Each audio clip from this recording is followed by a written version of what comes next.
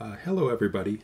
So what we're going to be looking at today are reciprocal and Pythagorean identities.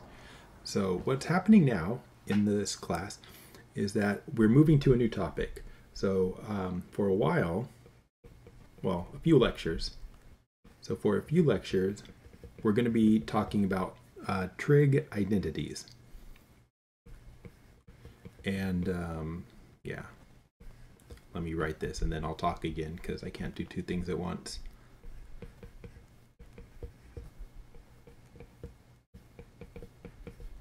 So we'll be talking about trigonometric identities.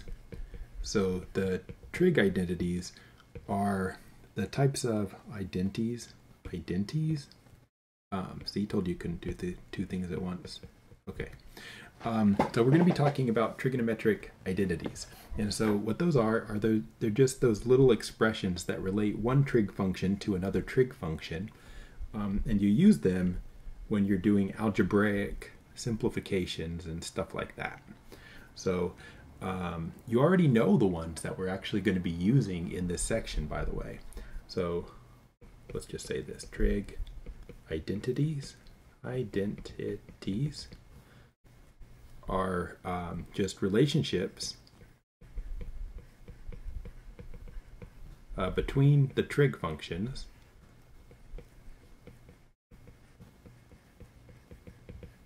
that we're going to use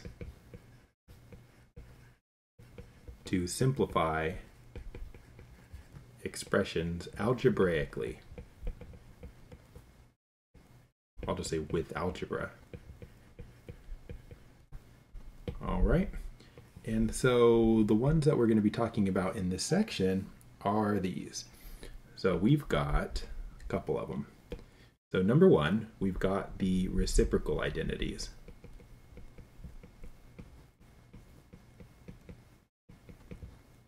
So you've actually seen these because these are just the same identities that we wrote down when we actually wrote our definitions of all of the trig functions. So here they are. I mean, there's not much to say about them. You already know them.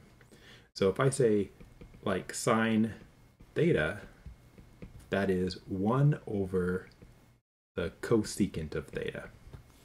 Okay? That's it. That's one of them. Now what's the cosine?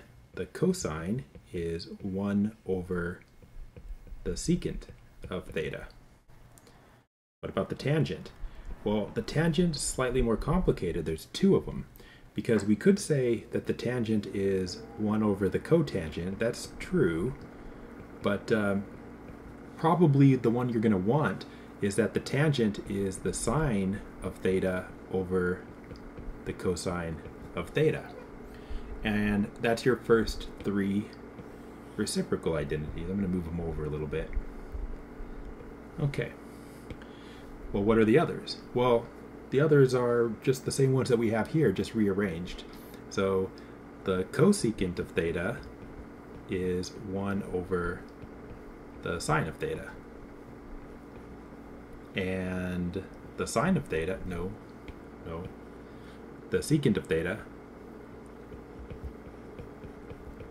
is 1 over the cosine of theta. And the cotangent of theta is, there's going to be two ways to write it, 1 over the tangent of theta or the cosine of theta over the sine of theta. And that is half of your assignment, okay, just knowing these. All right, so I'm not going to say a lot about them right now. I'm just going to write them down and I'm going to move on and write some more stuff down. So those are the reciprocal identities, and again, you should already know them. So the next type of an identity that we want to talk about are the Pythagorean identities. But before we write those, I want to write one more thing. So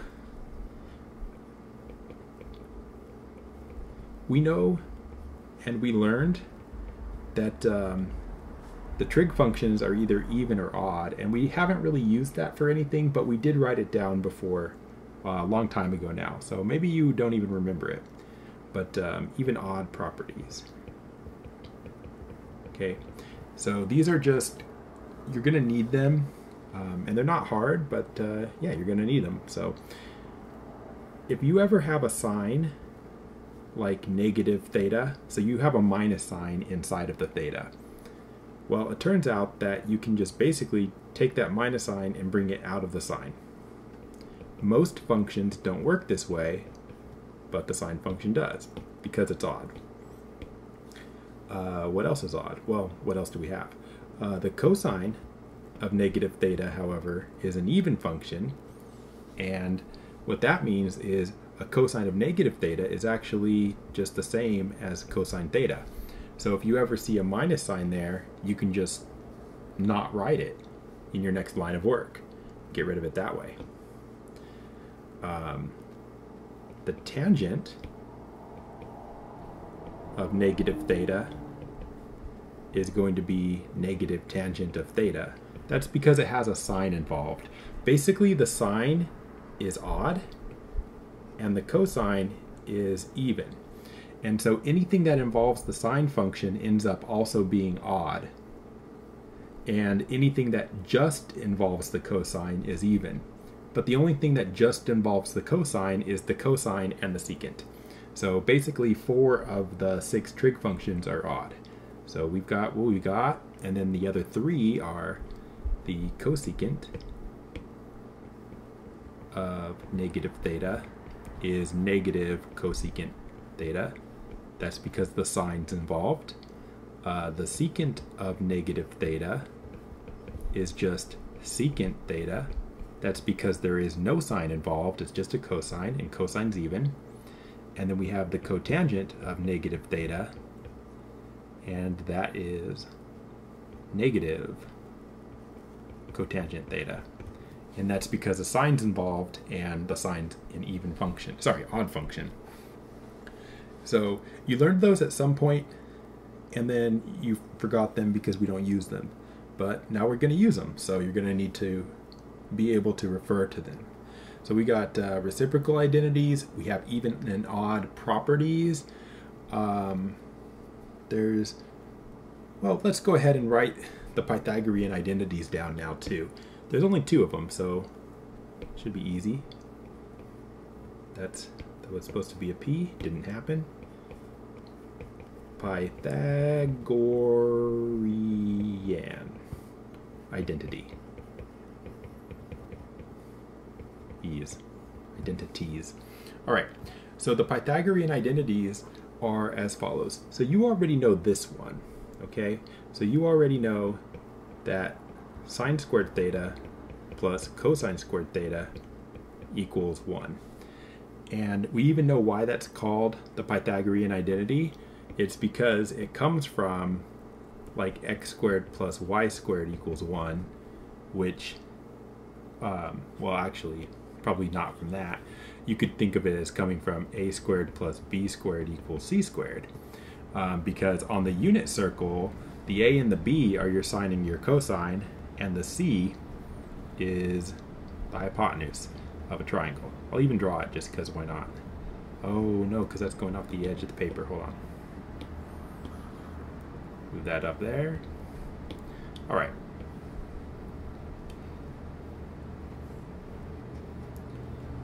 So we will, okay, let's see. Good enough. So the idea is if you draw a triangle here, not like that. If you draw a triangle here, like this on the unit circle, are you kidding me? Come on.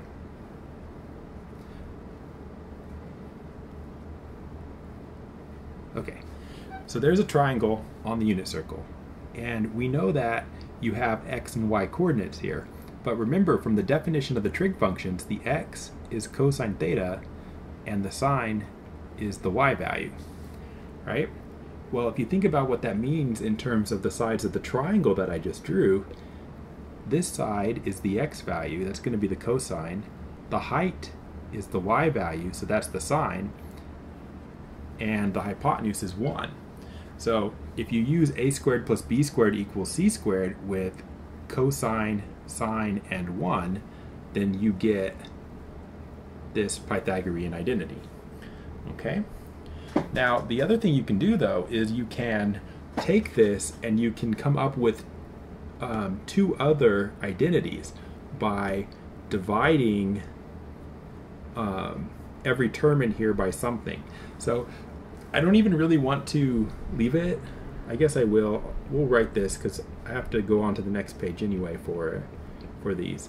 But if you took every term in here and you divided it by a cosine squared, let's think about what we would get for the result here.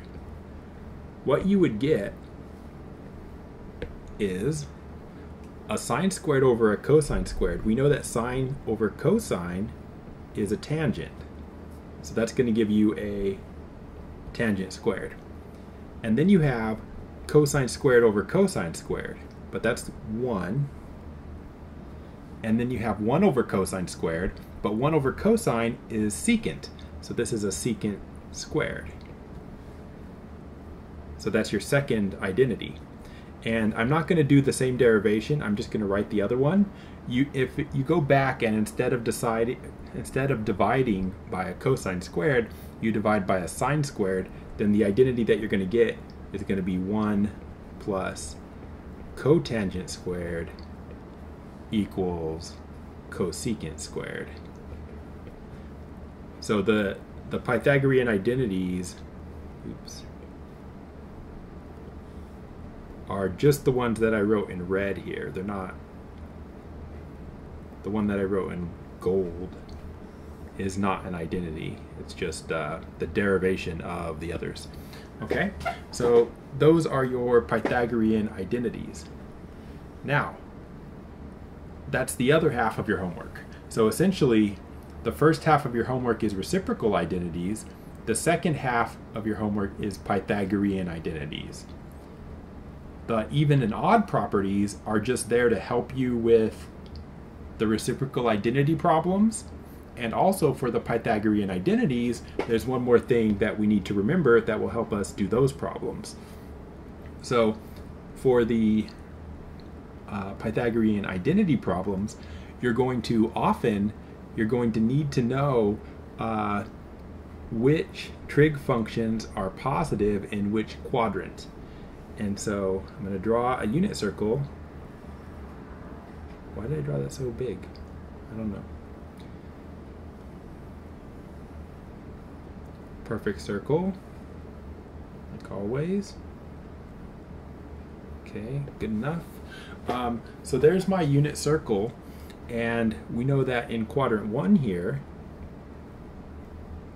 I don't know why I'm writing that, I just put in this. Quadrant 1, quadrant 2, quadrant 3, quadrant 4, and we learned which ones are positive in which quadrant. So, you know, I don't want to write them. I'm only going to write I'm only writing the positive trig functions down in each quadrant. The others are negative.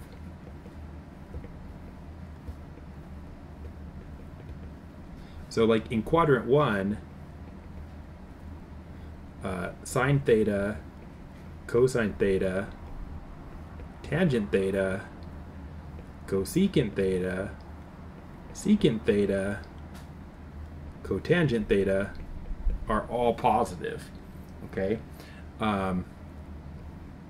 Okay, I'll put greater than 0 for all of them. Okay? Now in quadrant 2, what's positive? Just the sine. Well, not just the sine. The sine's positive and the cosine's negative. So the sine is positive and the cosine is negative because it's the x value. So that means that the tangent's also negative. The cosecant, which involves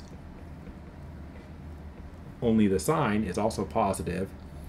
And secant's negative, cotangent's negative. So they're all positive here. I think that's how we learned it. Here we learned that the sine was positive, And then here we probably learned that the tangent's positive. So the reason the tangent's positive is sine is negative and cosine is negative in third quadrant. And so the tangent, which is y over x, is positive. Cosecant and secant are both negative, and then the cotangent is positive. And then last quadrant, what did we learn? What did we learn? A smart trig class. So this must be cosine. So in this quadrant, the cosine is positive. It's the x value. Sine's negative, so tangent's negative, cosecant's negative, secant's going to be positive, and cotangent's going to be negative. All right. So again, this is material that you learned before, but you're going to need it here because if they're just going to refer to, like, they'll say, oh, well, you find the tangent and it's in quadrant 3, and you're supposed to go, oh wait, should that be positive or negative? And you need to be able to look at this and know that the tangent's positive in quadrant 3. So yeah. All right. So that's great. What are we going to do with all these, right? We wrote them all down. We knew most of them, but now we wrote them all down again. And what are the problems going to be like? So what we're going to be doing is we're going to be simplifying expressions that have trig functions in them. So all of the problems pretty much are going to be like that. Almost all the problems.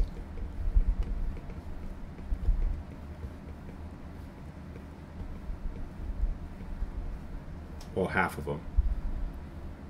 So almost all of them are going to be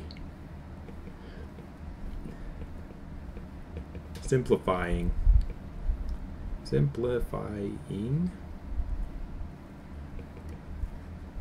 expressions with trig functions. All right, let's try one. So here is our first problem. So they say,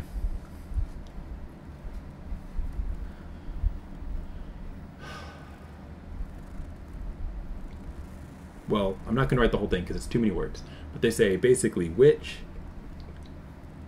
of the following expressions is equivalent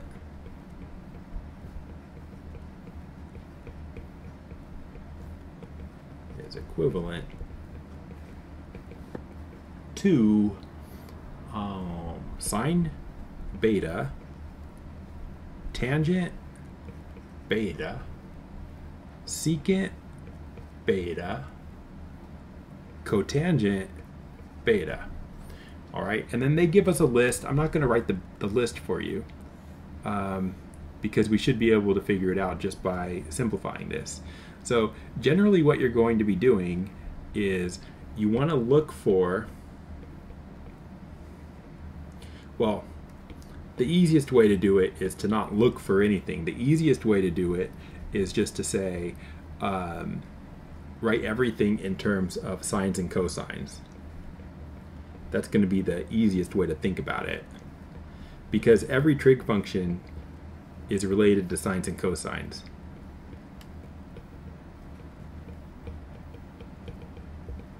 Right? So if I'm starting with sine beta, tangent beta, secant beta, cotangent beta, then anything that's not a sine and a cosine, so like this tangent, this secant, this cotangent, those can all be written in terms of sines and cosines. So we rewrite them. So sine beta is just sine beta. But then the tangent beta is sine beta over cosine beta, right? Because I'm using my reciprocal identities for tangent. Tangent is sine over cosine. Do the same thing for the others. A secant beta is 1 over a cosine beta. And then a cotangent is a cosine beta over a sine beta. So once you have that written down, your next step is going to be to cancel terms that appear on the top and the bottom.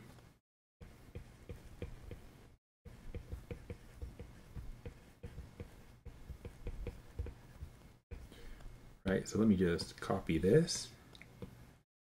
That's not copying. Duplicate. There we go.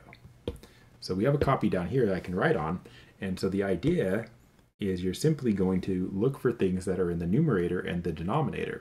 So like I see a cosine on top and a cosine on the bottom. And I see a sine on the bottom and a sine on the top.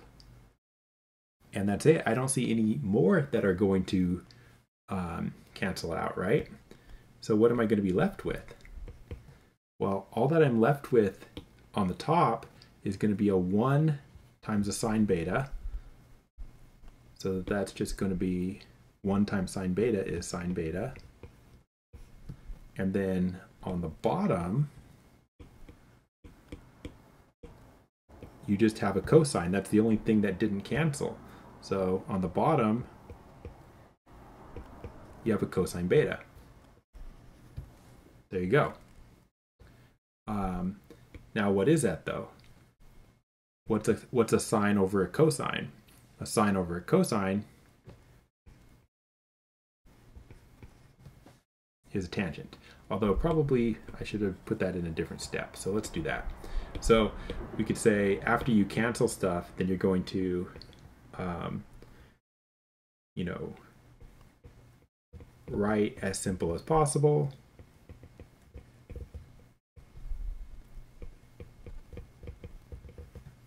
Right? So all I've got here is, just looking at it, again, all we have on top is a sine beta, and then all we have on the bottom is a cosine beta. And that's fine, but we know that a sine over a cosine is a tangent, so you should write it as a tangent, and that's what they expect. Okay, that's it, done. So you have a bunch of those. That's like half the homework right there. Just these problems. They're not tough at all, really. Just gotta get used to doing this kind of algebraic simplification. Let's look at another one.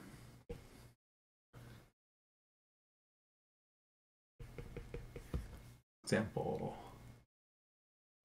So same thing. I'm just gonna say simplify. That's not what they say in the homework on Newton. They say like, considering only the values of theta for which the expression is defined, which of the following is equivalent? I'm just going to say simplify, because I am very lazy. So we have tangent theta, cosecant negative theta, cotangent negative theta. All right. So if you have negatives like this inside your trig functions, before you do anything, you should use the even and odd properties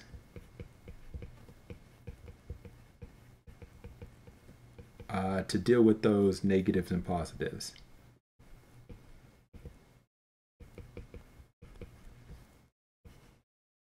The minus signs.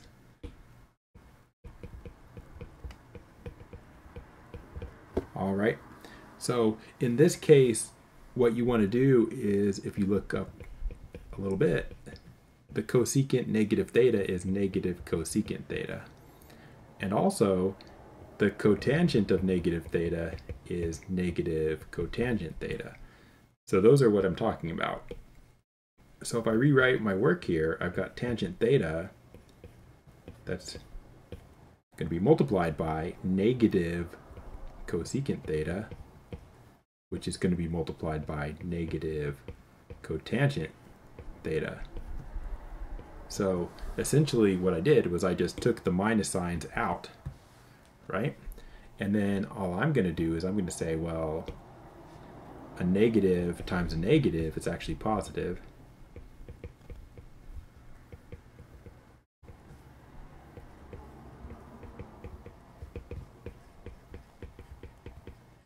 So in this case, on this particular problem, we just have tangent theta cosecant theta, cotangent theta, because we have two minuses, so a minus minus is a plus. So get rid of all your minuses. Now, once you've done that, then we're going to do this the way we did the other problem, which is we're going to write everything as sines and cosines.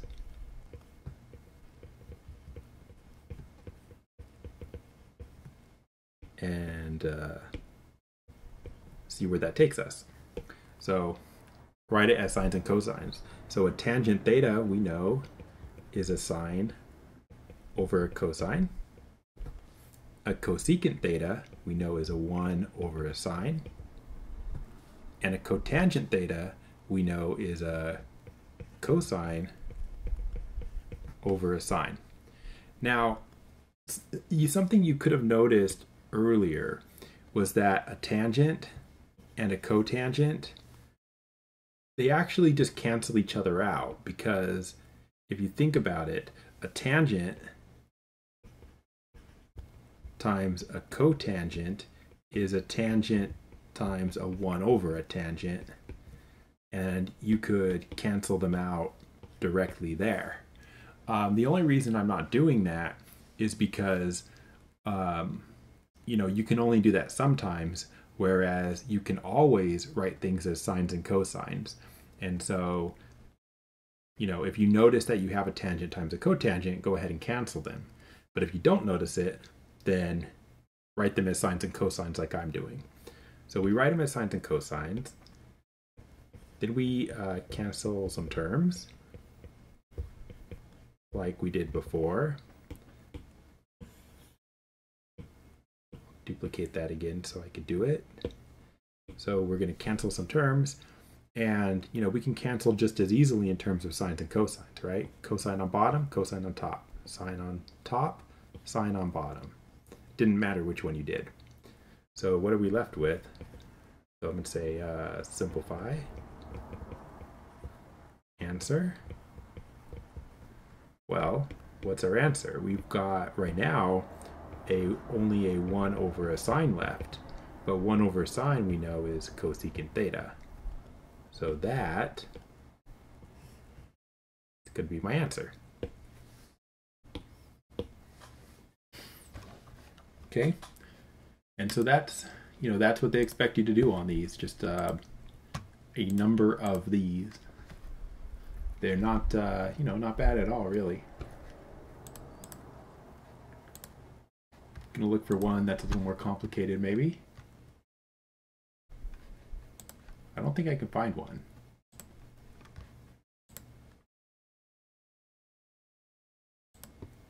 Okay, let's try this. This will be the last one of this type that we do, because they're all looking the same to me.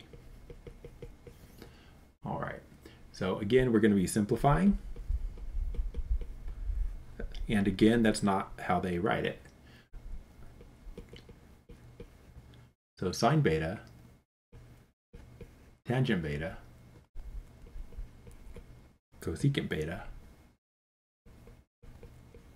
cotangent beta. All right, and we need to simplify it. So I'm not going to write all the steps in. I think we're just going to try to do it here. So I've got sine beta, tangent beta, cosecant beta, cotangent beta. And remember what we do. We write it in terms of sines and cosines. So the sine beta is just sine beta. The tangent beta is sine beta over cosine beta. The cosecant beta is 1 over sine beta. And the cotangent beta is cosine beta over sine beta. All right. Now, then we want to cancel. I will just write on this, not rewrite it. So let's cancel what cancels. So I've got a sine on top and a sine on bottom. I've got another sine on top and another sine on bottom. I've got a cosine on top and I have a cosine on bottom. So what's left? Just that, right? 1. The answer is 1. Okay. Now that seems like it's really easy, and it is, but you know, if you don't know that you can just get one, then you know, that could potentially be confusing when it happens and you think you're doing something wrong. But that is how it is. Oh, I did lie about this. We're going to do one more because I just want to do one more with negatives. If I can find one more with negatives. Okay, yeah, here we go.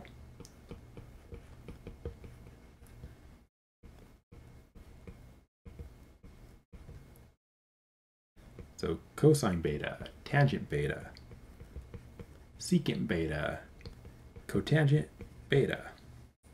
All right, so let's try it.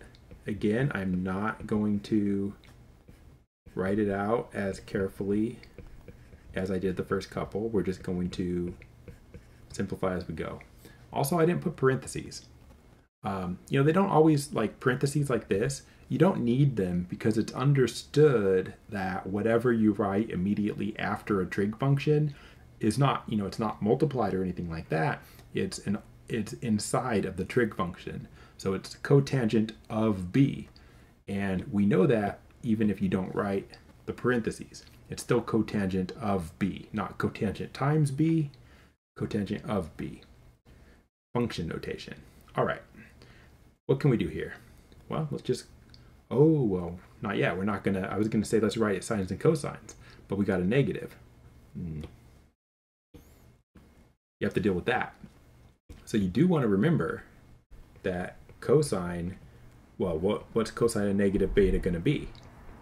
Actually just cosine beta. Oh, that's too ugly. Okay, good enough. So cosine negative beta is actually the same as cosine positive beta. So cosine positive beta, tangent beta, secant beta, cotangent beta, and now write it in terms of sines and cosines. So we want cosine beta, tangent, which is sine beta over cosine beta, secant, which is 1 over cosine beta, cotangent beta, which is cosine beta over sine beta. And let's do our canceling. So what do we got? Cosine on top, cosine on bottom. Cosine on top, cosine on bottom. Sine on top, sine on bottom. Weird. What do we get? 1. Again. Very strange. Okay. So, guess what? If you can do that, you are halfway done with your homework. Okay? Now, let's look at the other types of problems now. So now we're going to look at problems with the Pythagorean identities. Pythagorean identities. I can't spell either of those words unless I say them out loud. So sorry. All right, so let's do this.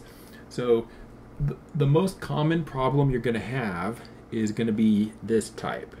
Okay, they're going to say, given tangent theta, doesn't have to be a tangent, could be any of them, tangent theta equals 5 over 12 is in quadrant 3, what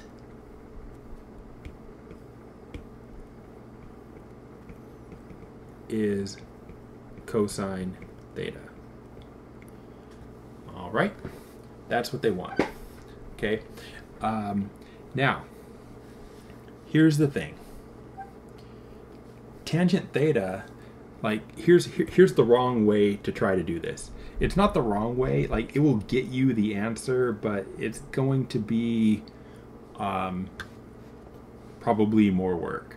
Okay, but here's what you could do, because I think we've done this before, right?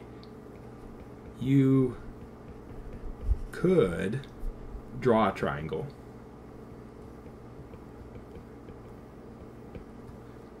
And if you draw a triangle like this, well, not like that. If you draw a triangle like this, if you draw a triangle like that, you put the theta somewhere, and then you know that tangent theta is the opposite side over the adjacent, but they told you it's 5/12, you can label the opposite side of your triangle 5, the adjacent side 12. You can calculate the third side with the Pythagorean identity, which I'm not going to do, but if you do, I'm pretty sure it's 13, not square root of 13, 13. Pretty sure it's 13. And then from there, you'd be able to say that the cosine theta is going to be the adjacent over the hypotenuse, and the adjacent side is 12, the hypotenuse is 13, and then the only thing you have left to do is think about the fact that you're in quadrant 3, because in quadrant 3, the cosine should be negative, right? Because quadrant 3 is down here, and cosine theta is negative there. So it's not actually 12/13, it's actually negative 12/13. Okay? Now, you could do that. And I guess technically we just did do that. But that is not what they intend you to do. Okay? But they intend you to do it this way.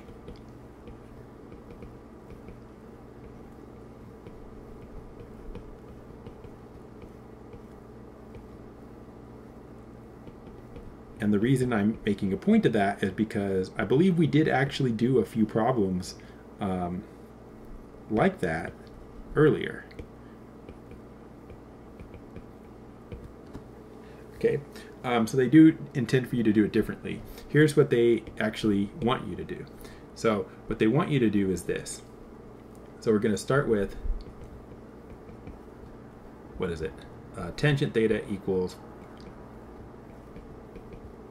5/12. Okay, so here's what you can do. We can use the Pythagorean identity. Now there's 3 of them. Which is the right one? The right one is the one with the tangent in it, right? Because only one of them has it, right? Only one has a tangent, so that's the version to use. So we want the one that says, where is it? Ooh, way up here. Tangent squared theta plus 1 equals secant squared. This one. Okay, tangent squared plus 1 equals secant squared.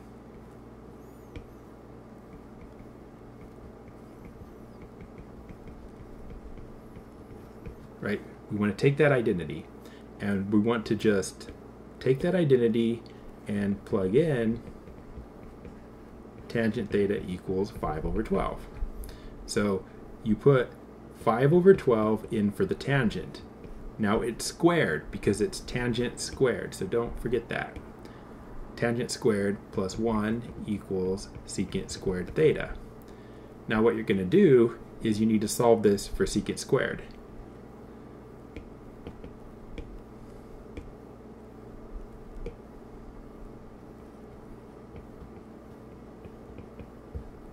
Solve for, actually secant, not just secant squared, solve for secant theta. So that is going to look like this. So first, actually square the 5/12. You're going to get 25/144 plus 1 equals secant squared theta. You have to add these together. Yeah, sorry.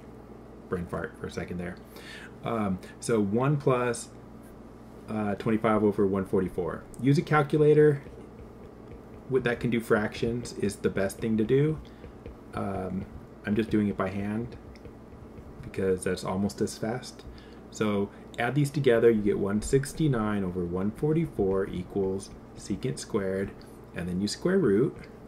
You get secant theta is plus or minus 169/144 square root, right? We square root both sides because it's secant squared. Okay, now that means that secant theta is the square root of 169 over 144, which is 13 over 12 if you do it. Okay, so secant theta is either negative or positive 13 over 12. So you have to know which it is. In quadrant 3,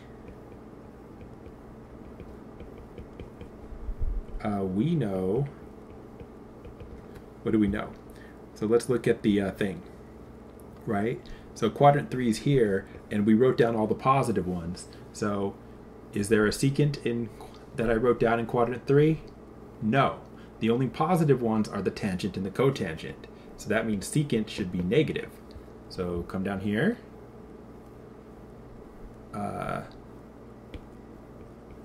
Secant theta is negative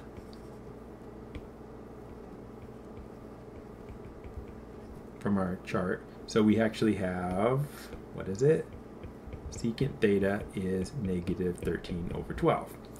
Okay, so we solve for secant. Now that's not what we were trying to solve for, right? They said to solve for cosine. We're supposed to be solving for cosine theta. But we can find cosine now by the fact that, so I'll just say now find cosine. How are we going to do that? Well, cosine theta is 1 over secant theta. And we just found secant theta. Secant theta is negative 13 over 12. So it's 1 over negative 13 over 12, which is, ooh, why did I put a dot there? Which is 1 times negative 12 over 13, which is negative 12 over 13.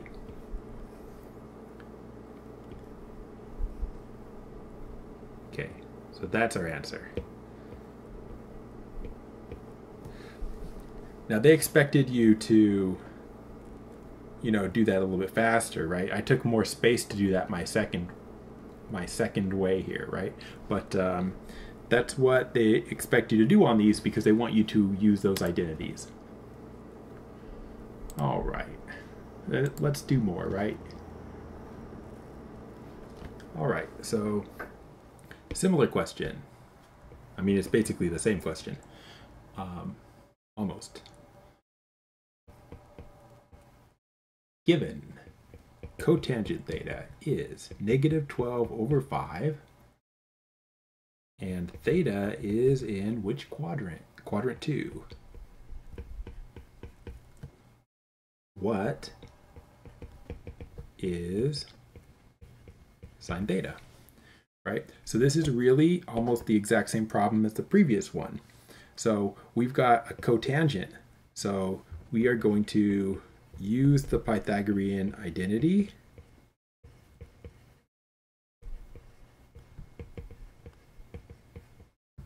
That has cotangent in it. So we'll have to go look that up. What is it? Cotangent, so it's this one. 1 plus cotangent is cosecant. 1 plus cotangent is cosecant. All right, here we are. Drink. Okay. So 1 plus cotangent squared theta is cosecant squared theta. So we're going to, plug in, well, I should say plug in cotangent theta is, what is it? Negative 12 over 5. All right. So we get 1 plus negative 12 over 5 squared is cosecant squared theta. All right, so you multiply this out. 1 plus, that's going to be 144 over 25 equals cosecant squared theta. Add these together. We're going to get 169 over 25 equals cosecant squared theta. We should, solve for cosecant theta. So we just need to square root. So cosecant theta is the square root of 169 over 25, which is 13 over 5. Plus or minus. Plus or minus. Okay, now we are in quadrant what? 2. We're in quadrant 2. So in quadrant 2,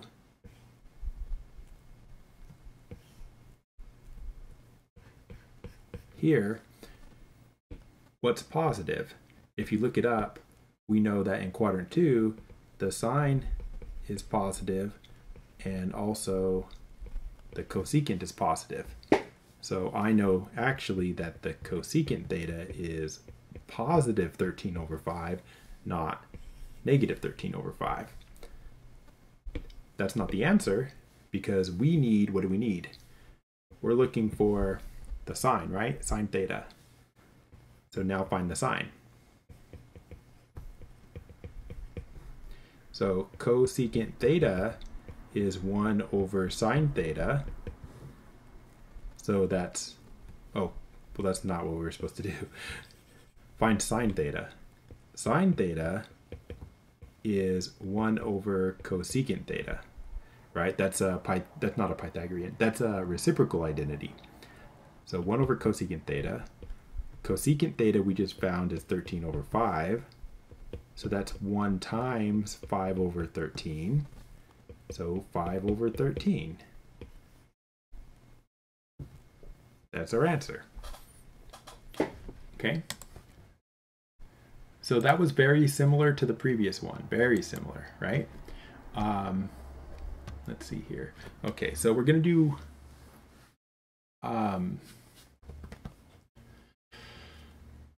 let's see here. One more of these, and the main reason we're going to do one more, even though I think we've got it, is because I want to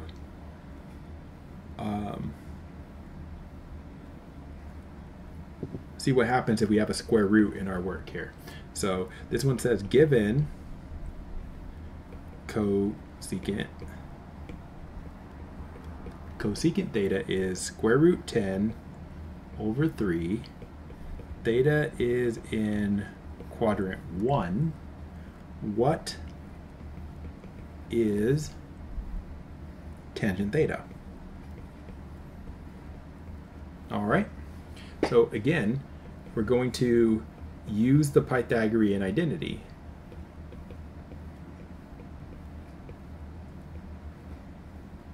See, I didn't say it out loud. I can't spell it.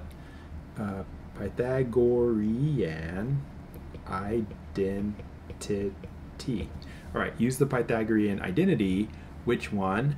The one that has a cosecant in it, right? Because that's what we have.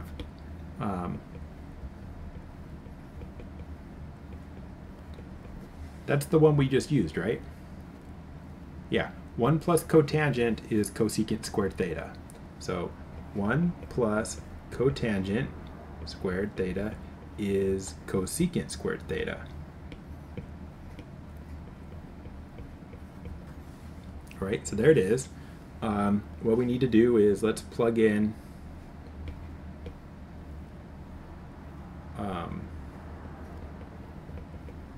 cosecant theta is square root 10 over 3. So we're going to plug in that. What's that going to look like? 1 plus cotangent squared theta is cosecant squared, so it's like that. Now, you just want to be careful in working this out, okay? Pay attention to that, because what's going to happen, sorry, I'm just trying to pick a color here. All right, 1 plus cotangent squared theta is, and you have to square this. So you square the top and you square the bottom. So square root of 10 squared is 10. Of course, 3 squared is 9. Right? So just make sure you know how to deal with a square root squared. So we have this. Now we're trying to find cotangent squared. So the next thing we're going to do is we're going to solve for whatever the other one is. So solve for cotangent squared. Actually, solve for cotangent. So let's do that. So I'll just write it. 1 plus cotangent squared theta is 10 over 9. So minus 1 minus 1. So you get cotangent squared theta is, again, use a computer or calculator that can do fractions or do it by hand. So 10 over 9 minus 9 over 9, right? Because that's what 1 is. So cotangent squared theta is 10 over 9 minus 9 over 9 is 1 over 9. Then we square root.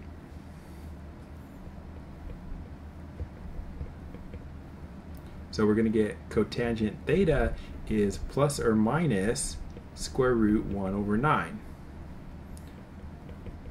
which square root 1 is 1, square root 9 is 3. So we get plus or minus 1/3. But we are in what quadrant? We are in quadrant 1. In 1, so what does that mean? In quadrant 1, all of the trig functions are positive.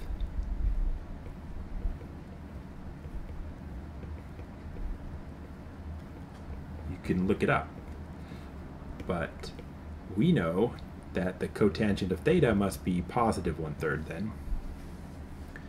And after we have that, let's actually find what we're looking for. What are we looking for? We are looking for tangent theta. So tangent theta, based on what the information we have is, tangent theta is 1 over cotangent theta, which is 1 over 1/3, which is 1 times 3 over 1, which is 3. And that's your answer. Okay, so I just wanted to do one that had like square root of, like that square root of 10 in it that we started with. Not really anything special about it, just have to deal with it. Okay, so that's gonna be almost all of the homework, but I believe they have one more type of thing.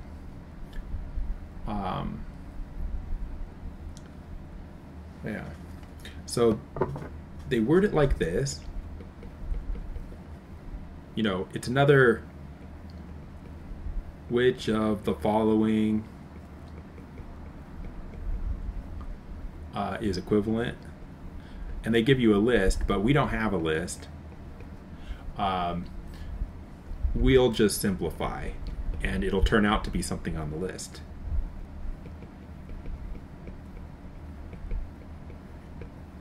Okay, so what are we going to be simplifying? This.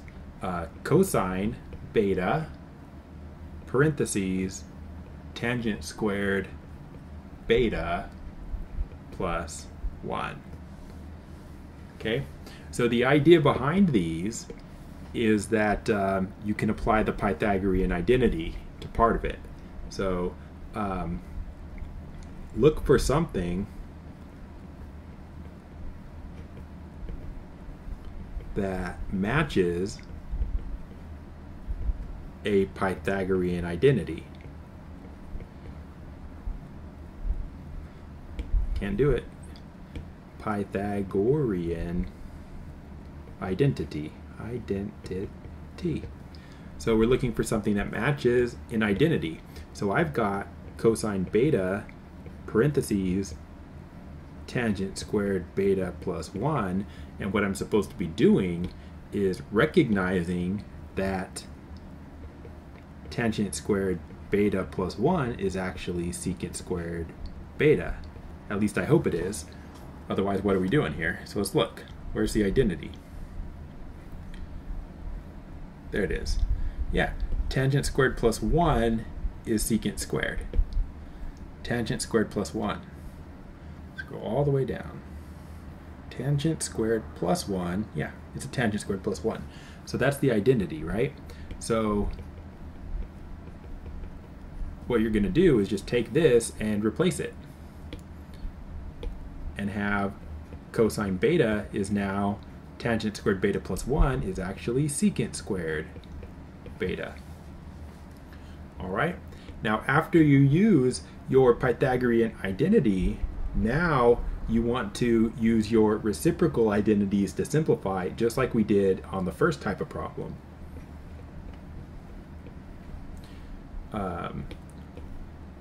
I'll say write as sines and cosines, right? That's how we did it.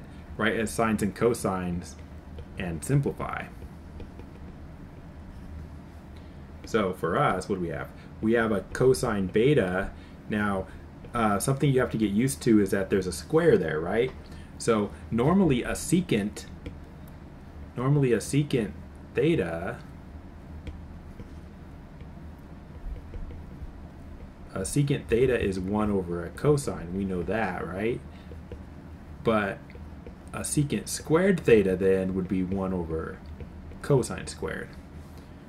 Right? So we'll apply that identity here. So secant squared beta is going to be 1 over cosine squared beta. All right?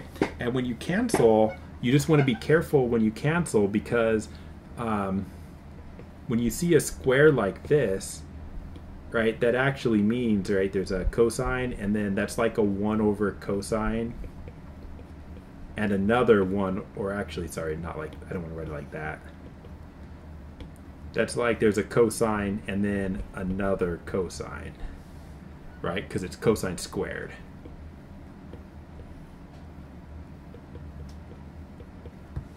So think of it that way, because when you cancel, you can cancel 1 on the top with 1 on the bottom. You can't cancel both of them on the bottom. And so what we'll be left with is 1 over cosine beta after you cancel, which is secant beta. And that's going to be my answer. Right, so it's basically the same as what we did before. You know, it's just slightly more complicated.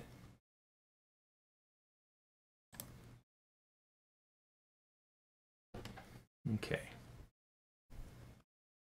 I see that there is one more kind of weird one that I didn't know they were going to ask, but I see it now, so I see it, so we'll do it.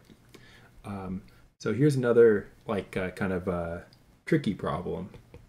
Not tricky like it's hard, but like tricky like you need a trick.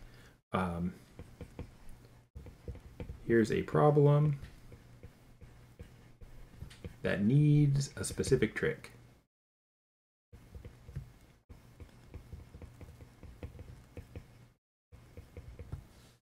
Okay. So again, we're simplifying here. So simplify 1 over secant alpha minus tangent alpha. Okay, so what you're going to notice here is that this does not match the Pythagorean identity, right? This doesn't match the Pythagorean identity, any of the Pythagorean identities.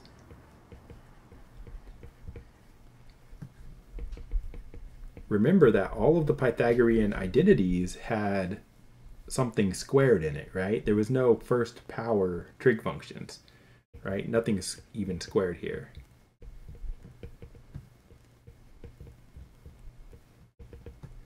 All right. So what they want you to do is, what do they want you to do?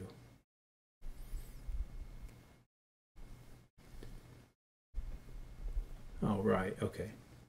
So what they want you to do is this. So they want you to start with this.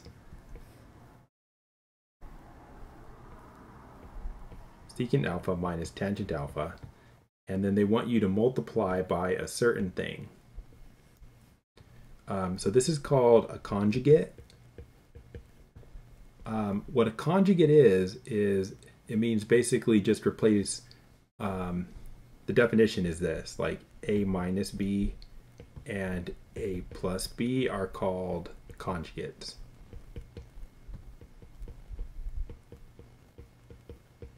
Or conjugate pairs. So the point is the only thing that's different between them is the minus and the plus, right? So we have a minus here. So what would the conjugate be? The conjugate would be changing that minus right here to a plus. So the conjugate is going to be, in this case, secant alpha plus tangent alpha. But you can't just multiply by that on the bottom or you'll be changing your problem. So if you multiply by the conjugate on the bottom, you have to multiply by the conjugate on the top. Now we're multiplying by 1, and that's not changing the problem then. So you write that, and then you need to multiply it out. So the result is going to be the result. What are we going to get?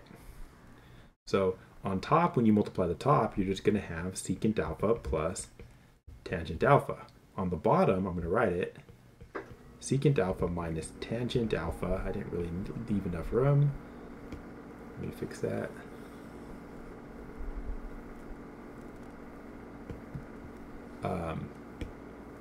Secant alpha minus tangent alpha and secant alpha plus tangent alpha. Right? So I didn't really do anything, I just wrote it in one fraction. Now then what you want to do is actually, you're going to have to multiply this out. So this right here needs to be multiplied out.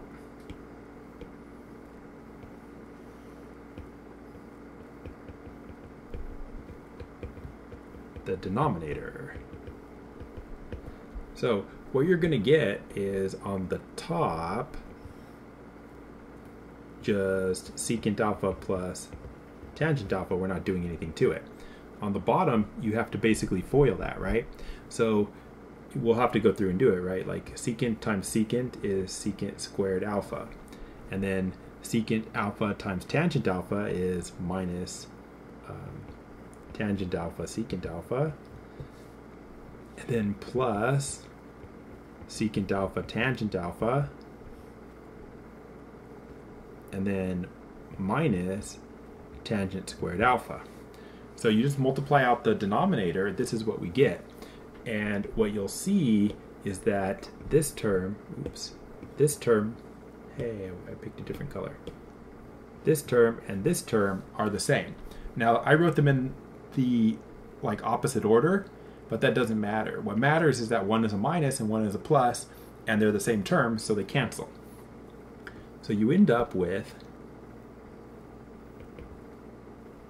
secant alpha plus tangent alpha over secant squared alpha minus tangent squared alpha. And you might be thinking, well, how is that any better than what we started with? It looks worse, right? Like this looks worse than what we started with. But the whole key behind this, the reason we did this was because of this fact. So the whole purpose, that's too light colored. The whole purpose is that, not it, is that.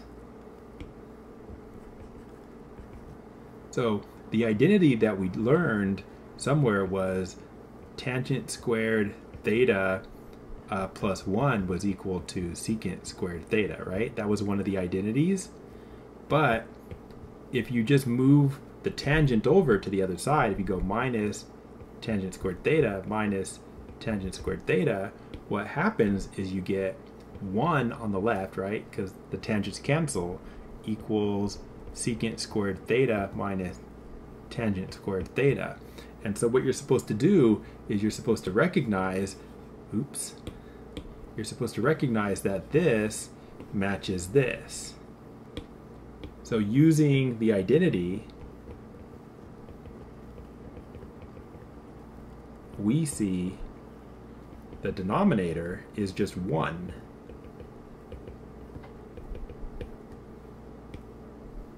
Right? Secant squared theta minus tangent squared theta. So we actually have secant alpha plus tangent alpha over 1, which is just secant alpha.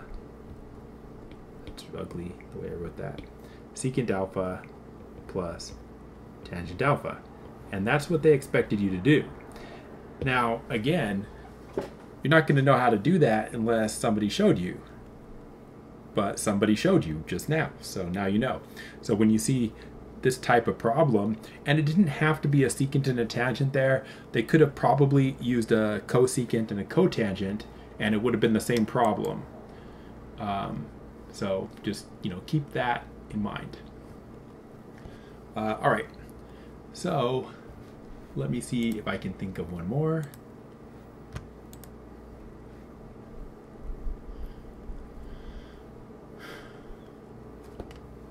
I guess here's one that's similar but easier. The one we just did was the hardest one. Again, I'm just going to say simplify, even though that's not how they word it.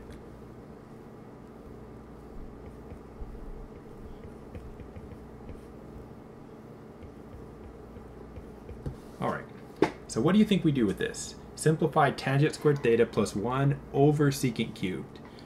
So what you're supposed to do is recognize the numerator from the identity. What's the identity? It is tangent squared theta plus 1 is secant squared theta, right? So we're going to use that identity.